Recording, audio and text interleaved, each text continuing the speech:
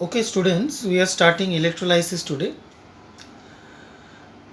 Now, before explaining the process of electrolysis, we should know some terms that is used in electrolysis. The first one is actually what is electrolysis?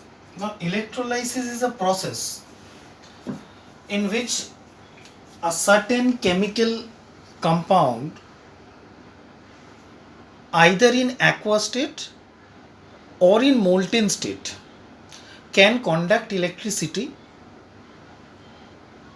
and forms negatively and positively charged ions. That means there are certain compounds, they are generally known as electrovalent compound, or we say ionic compounds, that either in aqua state or in molten state. Say for example, sodium chloride. Now sodium chloride is an electrolyte. And what is an electrolyte? Electrolyte is a compound through which electricity can pass either in molten state or aqua state, and which splits into negative and positive ions. Okay, so this in general you can say that this process is known as electrolysis, and the compound through which that current can pass in aqua state or molten state, that compound is called electrolyte. Now for example, if I say NaCl, sodium chloride is an electrolyte. Now if I take molten sodium chloride, okay, because you have to understand electrolysis never takes place in solid state. The compound has to be either in molten state or in aqua state. Aqua state means dissolving in water. So either it should be in aqua state or in molten state. Now for example, say NaCl. Now when we pass electric current through sodium chloride, molten sodium chloride, okay, electricity, then this sodium chloride splits into positive and negative ions. So this process, you can say, this process is known as electrolysis, and this compound is known as electrolyte. Okay. Now this electrolyte can be of two types, strong electrolyte and weak electrolyte, and the other substance which do not conduct electricity, they are called non-electrolyte. So what a non-electrolyte? Non-electrolyte are those compounds through which electricity cannot pass either in aqua state or in molten state. So non-electrolyte, you can say, now non-electrolyte are generally, you can say, organic compounds like kerosene oil, say petroleum, petrol, alcohol, benzene, all these are non-electrolyte. That means they cannot conduct electricity, and hence they do not form any ions. So those are non-electrolyte. What a strong electrolyte? Strong electrolyte. Now strong electrolyte are those electrolyte which can conduct a large amount of electric current, and they dissociates completely, almost completely, and hence they forms a high concentration of ions. That means what?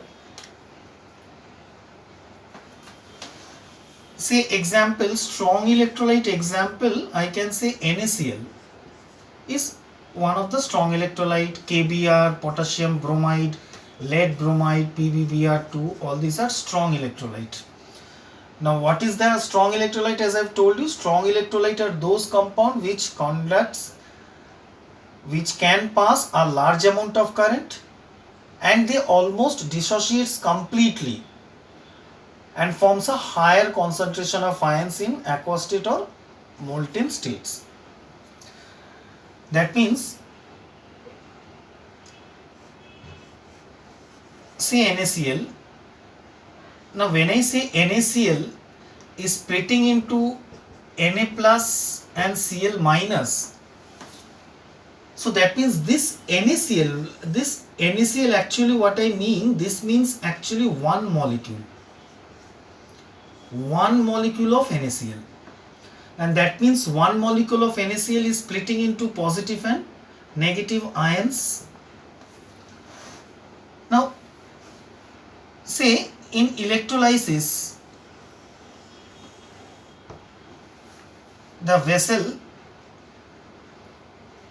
this is the electrolytic vessel, and suppose we have taken molten sodium chloride. Okay, now in molten sodium chloride there are two rods. Generally we fit two metallic rods or gas carbon or graphite rods, means they should be good conductor.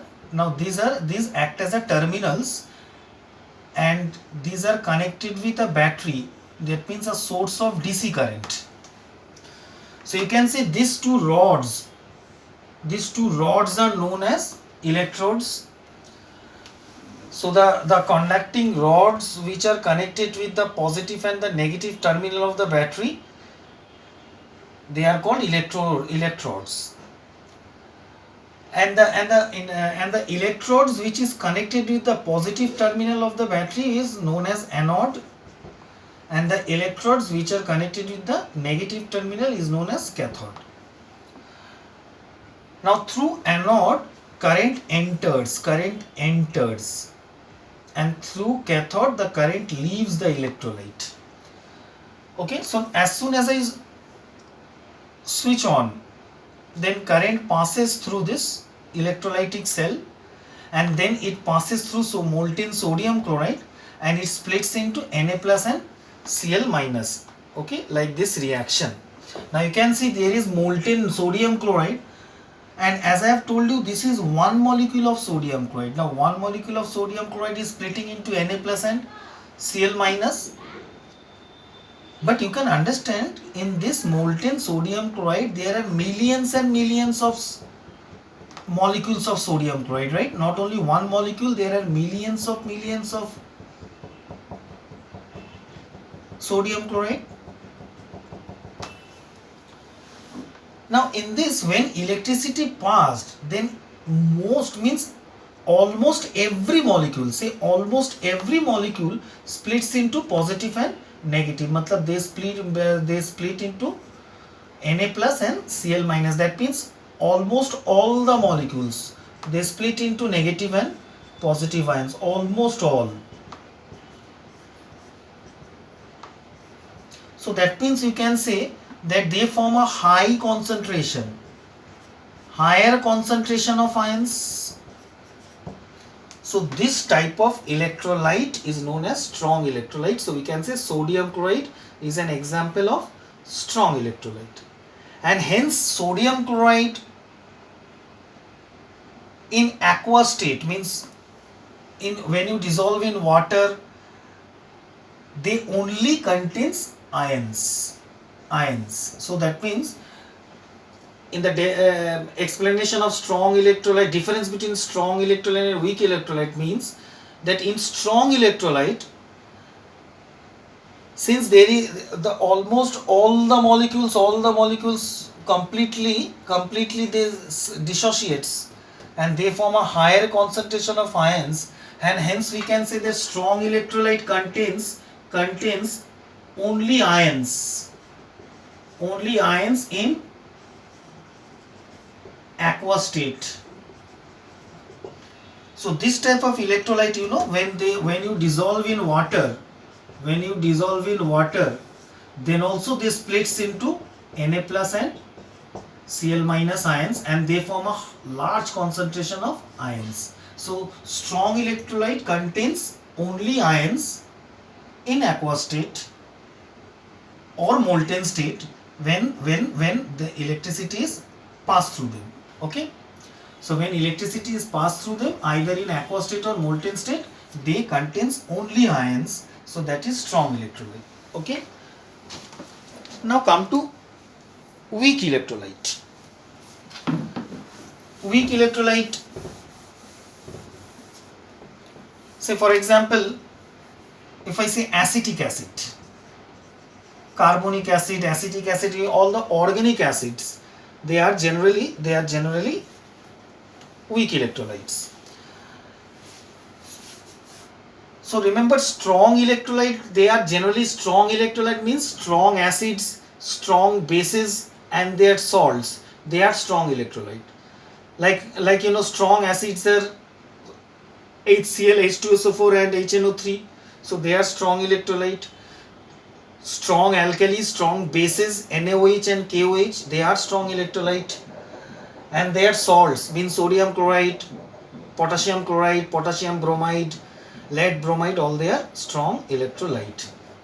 Okay, and so far what we have studied, that strong electrolyte, they are a very good conductor of electricity. They allow a large amount of electricity to pass through them, and they almost completely dissociates and forms a higher concentration of ions, and hence strong electrolyte in aqueous state and or in molten state, when electricity is passed through them, they contains only ions. That means no molecules are left, because all the molecules split it into positive and negative ions.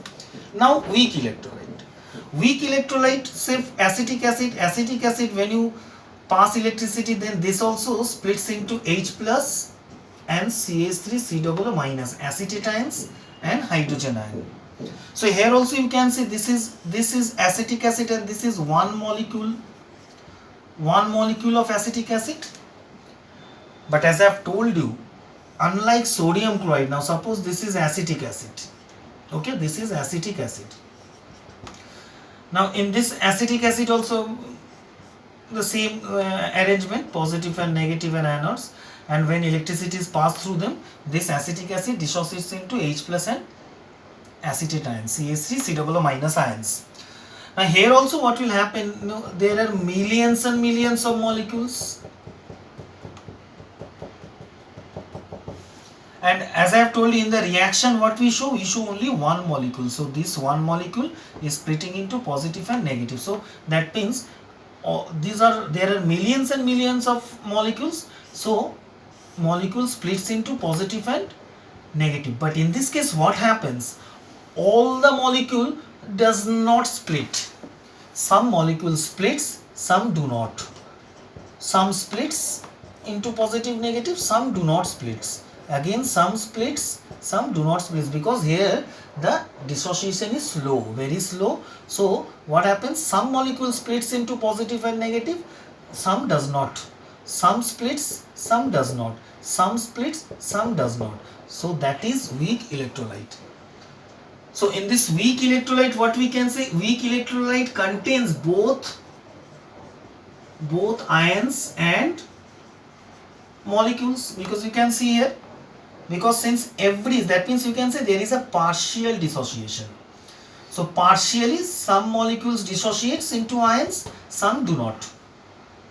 Hence in this solution what we can say, both ions and molecules are present. So both ions and molecules are present. So you can see this is the main difference between a strong electrolyte and weak electrolyte. Strong electrolyte dissociates completely and forms a higher concentration of ions, and hence strong electrolyte contains only ions in aqueous state or molten state. But in case of weak electrolyte, what happens? It allows only a very weak current to pass through them and dissociate partially to produce ions, negative and positive charge ions. And since it dissociates partially, weak electrolyte in aqueous state or molten state contains both ions and molecules when electricity is passed through them.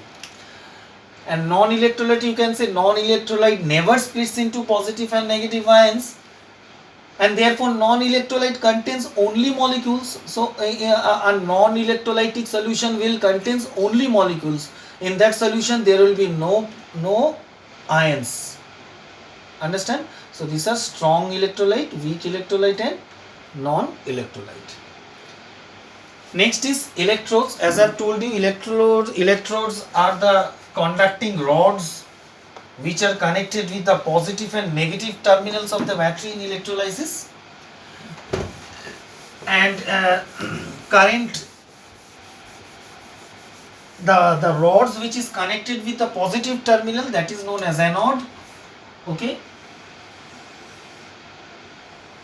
So So rod which is connected with the positive terminal, that is known as anode, and which is connected with the negative terminal is known as cathode. Now this is a battery, so this is positive and negative, and current enters the electrolytic cell through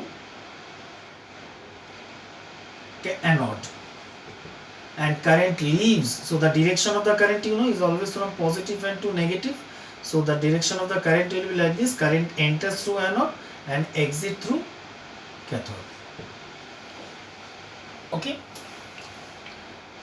Now ions. What are ions? Negative and positive charge particles, they are known as ions, and these ions are of two types, cations and anions. Now what are cations? Cations are positive ions, they are known as cations, and anions are the negative ions, they are known as anions. Okay, so don't get confused with cathode and cations, because I'll tell you. Say for example, if I say electrolysis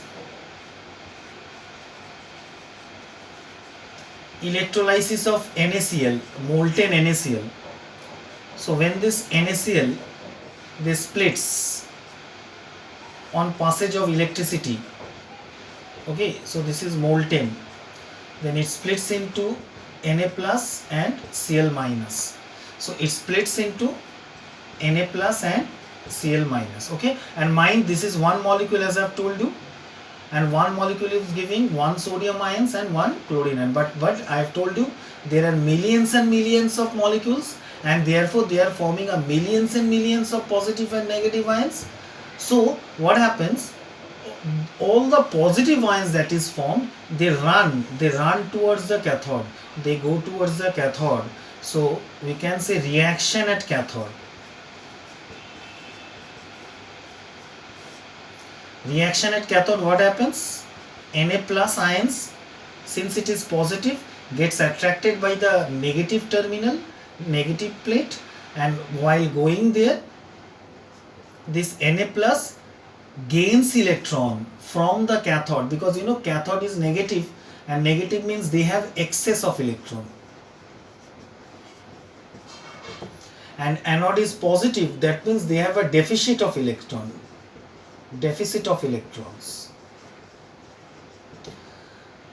Okay, so therefore what happens, the ions that are formed, the positive ions, they run towards cathode. So sodium run towards cathode, there it gains electrons from the cathode and forms sodium. Okay, understand? So you can say that this sodium we say as cations, because the ions, so remember like that, cathode is negative plate, so negative plate is cathode, but positive ions is known as cations. So students sometimes get confused with this cathode and cations, but just remember, first of all, remember anode means the positive rod, cathode means the negative rod, and the ions which go towards cathode are known as cations. And therefore, the positive ions always migrate towards cathode, and therefore the positive ions are known as cations. And similarly, reaction at anode. At anode, what will happen? Reaction at anode. Okay, now this electrolysis I'll explain you later in a better way. Here I am just explaining you about cations and anions. Now reaction at anode, what happens? Chlorine, Cl minus. Now this Cl minus has an excess electron, this is a negative ions. So these negative ions run towards the positive plate. That means these negative ions run towards anode, and therefore these negative ions are known as anions. So you can say the ions which goes towards the cathode are known as cations, and the ions which go towards the anodes are known as anions. But anodes are positive rod and cathodes are negative rod. So since anodes are positive rod, it attracts the negative ions, and hence that negative ions are known as anions. And since cathode is a negative plate, it always attracts the positive ions, and therefore these positive ions are known as cations. So react at anode, what will happen? Chlorine will go there, and it will lose its electron, because you know this anode means it has a deficit of electron, so it gains electron from chlorine, and chlorine becomes neutral. Okay, so this is this is cations and anions. Okay, understand? Okay, now so far we have seen that electrodes are of two types, anode and cathode. But you know that electrodes are two types, anode and cathode, that is with respect to the terminals. That means the electrodes which are connected with the positive terminal, that is known as anode, and the electrode which is connected with the negative terminal, that is known as cathode. Okay, but with respect to material, that means with which material the electrodes are made of, electrodes can be either an inert electrode or an active electrode. Now what are inert electrode? Inert electrode means which itself do not react, which itself do not take part in the electrolytic dissociation, in the electrochemical reaction, you can say.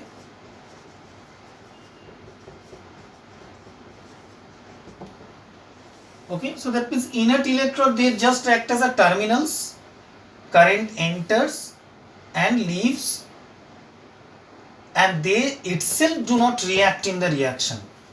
So those type of electrodes, they are known as inert electrode, like you know graphite and platinum. They just act as a terminals.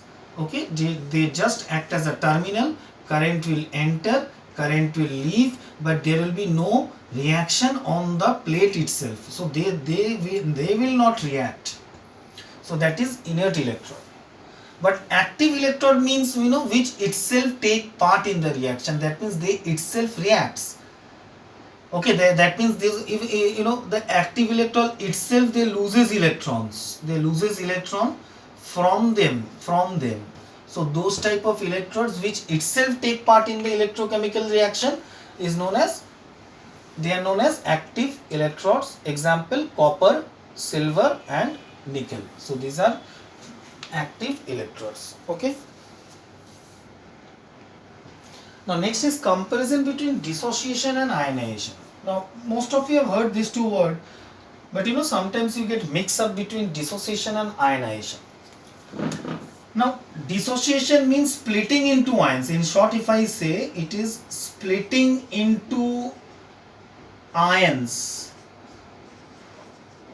which are already present.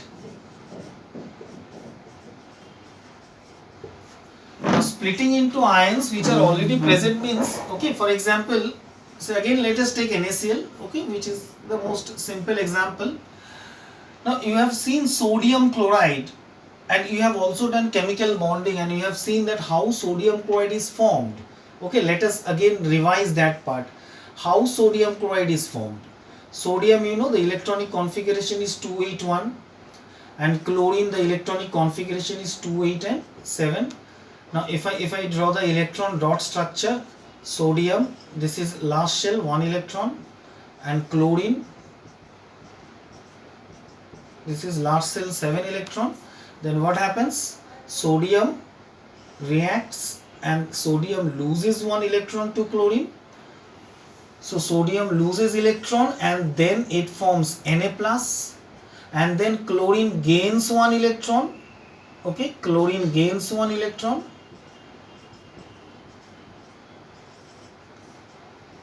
and it become minus. So finally we can say that what we got, Na plus and Cl minus, and these two ions, now due to this electrostatic force of attraction, they form a strong bond between sodium and chlorine, and now they form one molecule of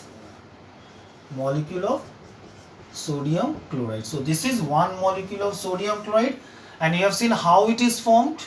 Sodium lost 1 electron, form Na plus, chlorine gains 1 electron, form Cl minus. Now they combine with each other and then they form NaCl. Okay, now I am doing electrolysis to this sodium chloride.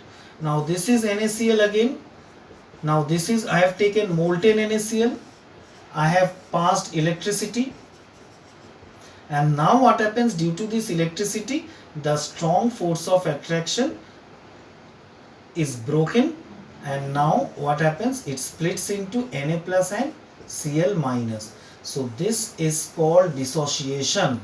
And if you see the definition, what they told, dissociation means splitting into ions which are already present.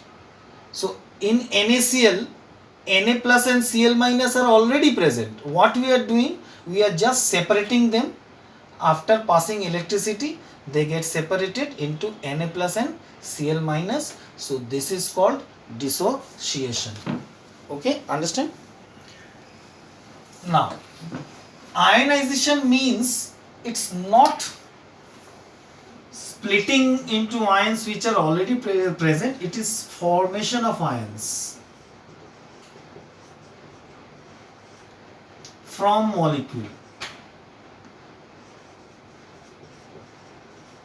It is formation of ions. It's not splitting into ions, it is formation of ions from molecules which are not initially in the state, ionic state, means which are not initially in the ionic state, but ions are formed and then they splits. Okay. Now example we can say HCl, means all polar covalent compound, you can say they ionizes, they don't dissociates. So you can say that NaCl dissociates into Na plus and Cl minus, but HCl ionizes into H plus and Cl minus. Okay, so now see HCl. Now what we told, that in HCl means it is a formation of ions. Ions are formed and then on passing electricity they splits. But in dissociation, ions are not formed, ions are already there. It is only after passing electricity they splits. So now if you see again the structure of HCl, so from the structure of HCl only you can understand that H plus and Cl minus are not initially present, because HCl is a covalent compound. But you know, HCl is a special type of covalent compound, and hence we say it is a polar covalent compound. It is that polar covalent compound. Now if you studied that ionic compound chapter, that's you can say chemical bonding chapter. In chemical bonding chapter there is a part called polar covalent compound, and what is that defines that in certain chemical compounds, in certain covalent compound, if there is a large difference between the electronegativities of the two atoms present in them, then the shared pair of electron get attracted more towards the element, towards that molecule of the element whose electronegativity is higher. Now if you see HCl, how it is formed, it's a covalent compound. Hydrogen has 1 electron in the outermost shell, chlorine has 7 electron in the outermost shell. Now if you remember in sodium chloride, sodium lost 1 electron and then it formed Na plus, but here hydrogen will not lose electron, it will share electron, it will share 1 electron. And now if you see the structure is like this.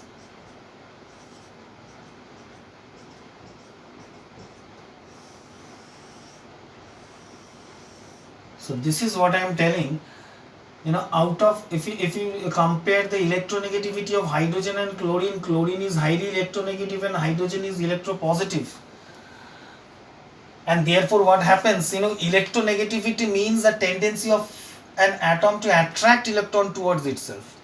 Now since chlorine has a higher electronegativity, when these electrons are shared, the shared pair of electron, you can see they are not exactly in the middle. The shared pair of electron shifts more towards chlorine, because chlorine is highly electronegative. So it attracts the shared pair of electron more towards itself.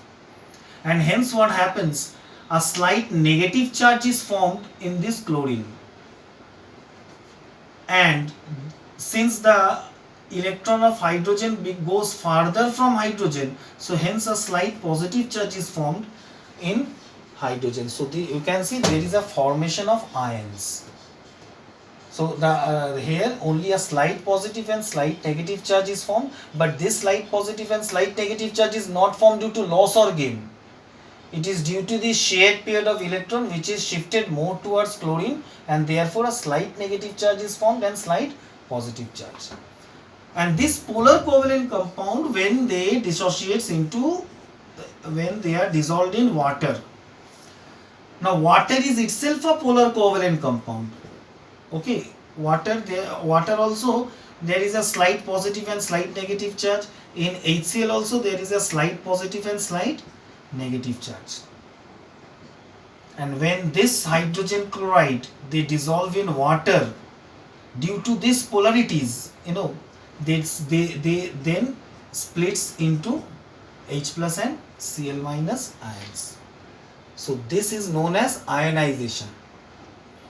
So you can understand. So that is the difference between dissociation and ionization. In dissociation, ions are already present.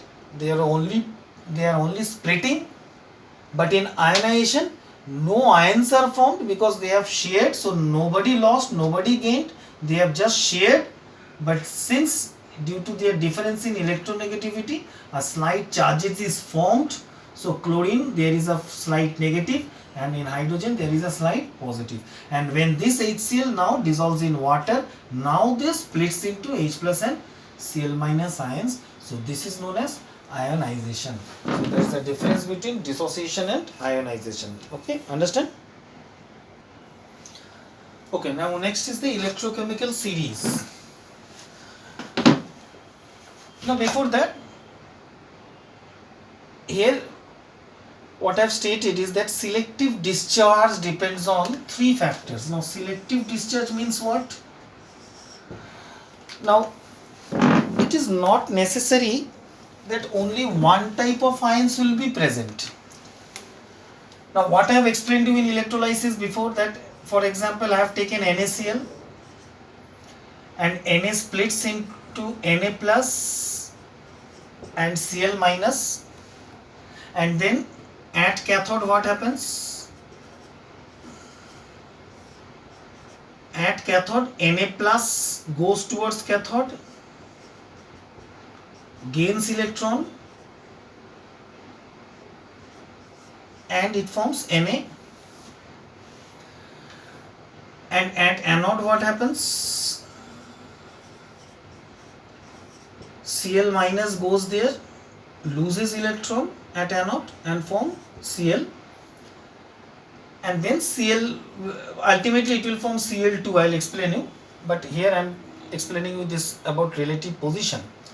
So okay, there is no problem here because you have only one type of positive ions and one type of negative ions. So this sodium has to go towards cathode and this chlorine will go towards anode.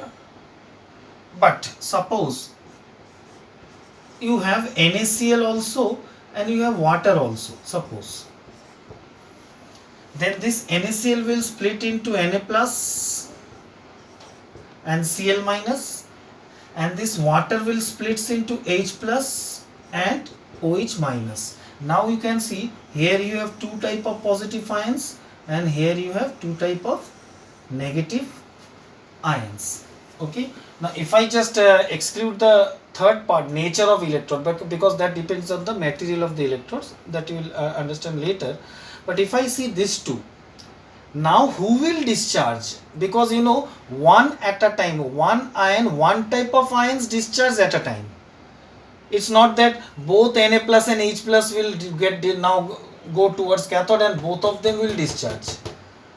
If there are two or more types of positive ions or two or more types of negative ions, remember only one ions will discharge at a time.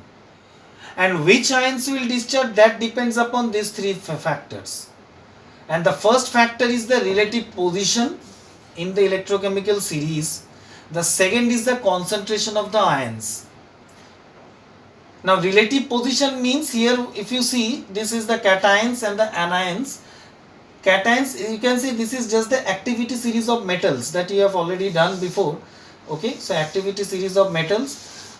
So always remember, the ions which are lower in the electrochemical series is discharged first, with preference to the ions which is higher in the electrochemical series. So for example, if I imagine that that the concentration of Na plus and H plus is more or less same, that means there are more or less same amount of Na plus and same amount of H plus ions, then out of these two ions, who will migrate towards cathode? So at cathode, what will happen? Out of these two, the one which is lower in the electrochemical series will be discharged first.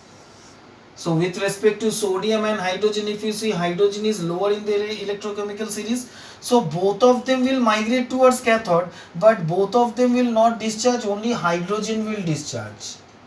So hydrogen, there what will happen? Hydrogen will gain electron and it will form hydrogen. Okay, hydrogen ions to hydrogen atom. Understand? But if the ions, the concentration of ions is much higher, one of the concentration means one of the ions have a higher concentration, means very much more than the another type of ions, then that ion will discharge. So in that case, the lower or higher does not matter. Now suppose out of sodium and hydrogen, if sodium ions the concentration of sodium ions is much higher than the concentration of H plus ion, then sodium will discharge. But generally, in normal circumstances, what happens? If the concentration of both are more or less same, then the ions always which are lower in the electrochemical series will be discharged. So at anode also the similar thing will happen. At anode you can see there are two type of negative ions also, chloride and hydroxyl ion. So out of chloride and hydroxyl, if you see, hydroxyl is lower, so this will discharge. So hydroxyl at anode will lose electron and it will form OH. Understand? So this is about the selective discharge. And the third is nature of electrodes. Now sometimes what happens, if you are using an active electrodes, as I have told you before, electrodes which itself take part, then no ions, though the ions will not discharge, the electrodes itself will discharge. Okay, that you will understand later. Okay, I will explain you.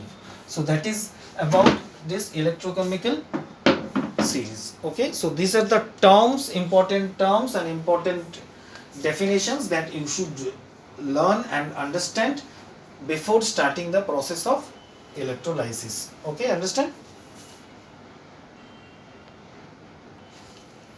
Okay, now I'll explain you the process of electrolysis. So we'll start with electrolysis of molten sodium chloride. Okay. Now, electrolysis of molten sodium chloride, you have taken molten sodium chloride and passing electricity, and that molten sodium chloride will split into Na plus and Cl minus. Then what will happen to reaction at cathode? Now out of this Na plus and Cl minus, so Na plus will run towards cathode, and cathode is a negative plate.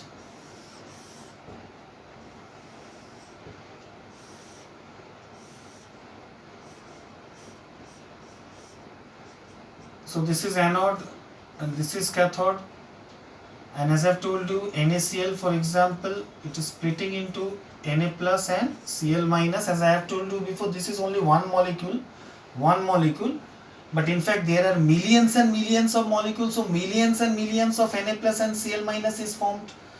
And now what happens, this Na plus they run, or the stream of Na plus, okay, millions of Na plus that has formed, they form a stream, a positive stream, and they form, and then they go towards cathode. And then what happens, each ions they gains electron, and now sodium metal is formed, and this sodium metal they get deposited slowly they get deposited.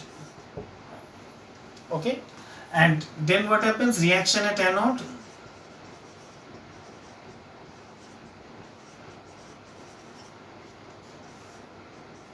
At anode, what will happen? Chloride. Now chloride will run towards anode. Chloride will run towards anode, and it will lose electron, and it will form Cl. But you know, this is Cl. This is chlorine. You know, chlorine, hydrogen, oxygen. All these are gas, and gases are always diatomic. That means gases never can stay in atomic state, they always stay in molecular state. You know, always we write chlorine as Cl2, because Cl2 means this is one molecule of chlorine. One molecule of chlorine. And this one molecule of chlorine contains two atoms of chlorine. So this one molecule of chlorine, it contains two atoms of chlorine.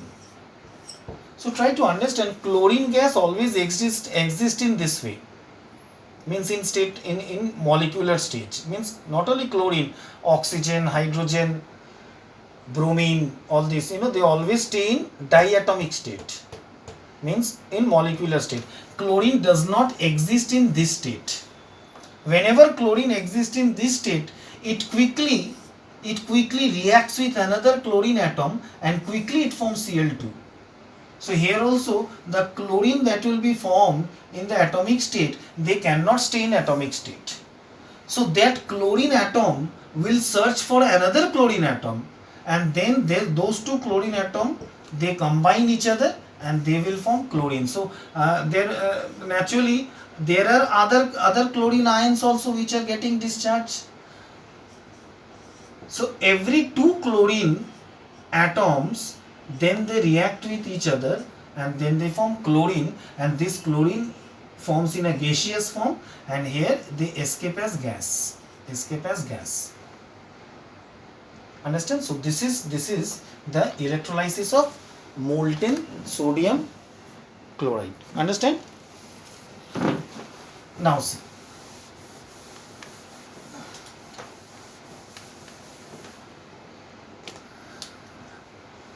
Now electrolysis of aqueous.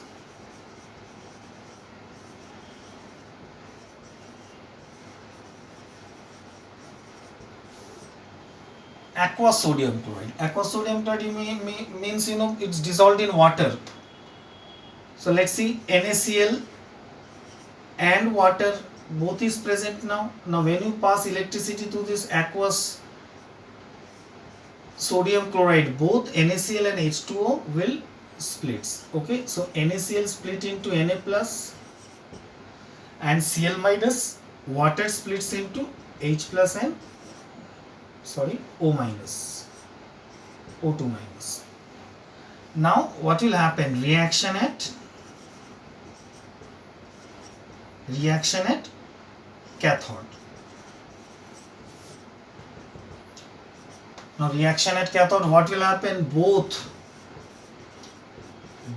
Na plus and H plus will migrate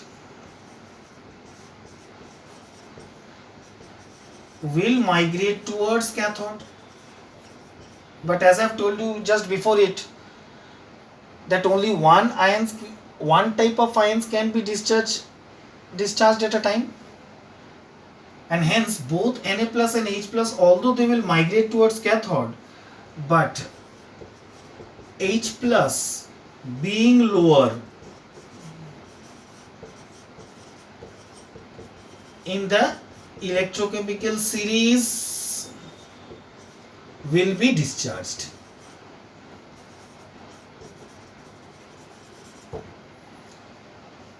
So that is what I have told you about electrochemical series. So what will happen at cathode? Reaction at cathode, both Na plus and H plus will migrate, but both of them will not discharge together. Out of Na plus and H plus, hydrogen is lower, hence hydrogen will be discharged. So H plus, what will happen? It will go towards cathode, it will gain electron and it will form hydrogen, Again, hydrogen also cannot exist in this atomic state. It always exists in H2 state, molecular state. So therefore another hydrogen will be there. This, and now these two hydrogen atom will react together and it will form hydrogen gas, and hydrogen gas will evolve.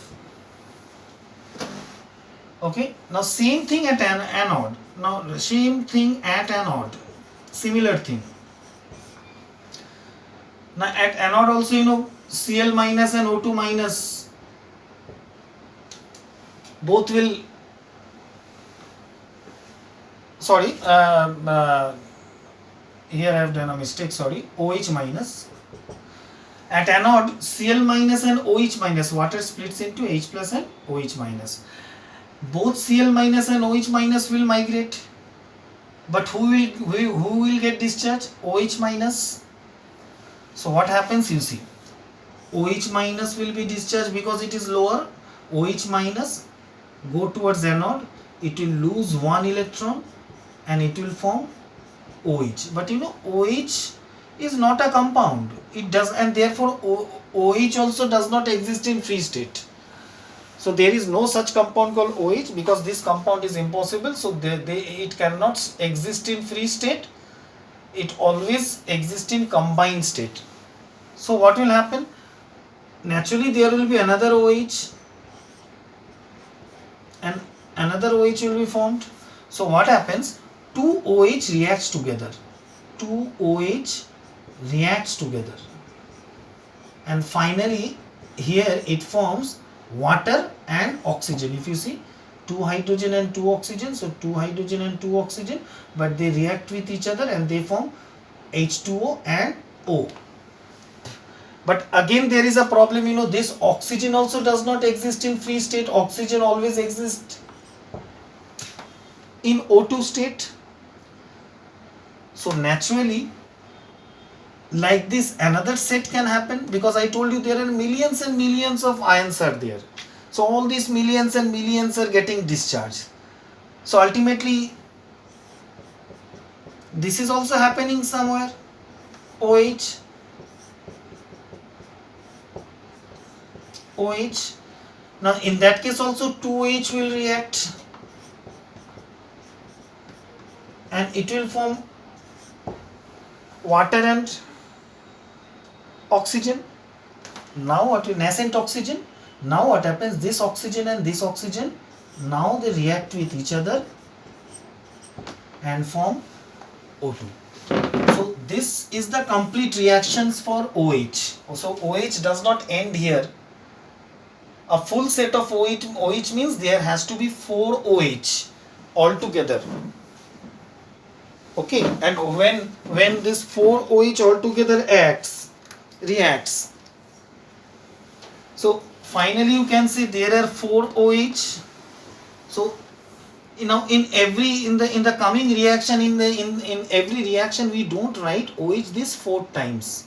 We directly write the overall reaction. Okay, so next time when I will write this type of reaction, you will find I will not write this 4 times. I will write directly 4 OH. So I can write 4 OH minus, in fact, so minus, and this 4 OH minus altogether they are losing 4 electron. So 4 electron it will lose, and finally they become neutral 4 OH. And this 4 OH, 1, 2, 3, 4, this 4 OH, ultimately they combined with each other, and after combining with each other, what they form? They form 2 molecules of water.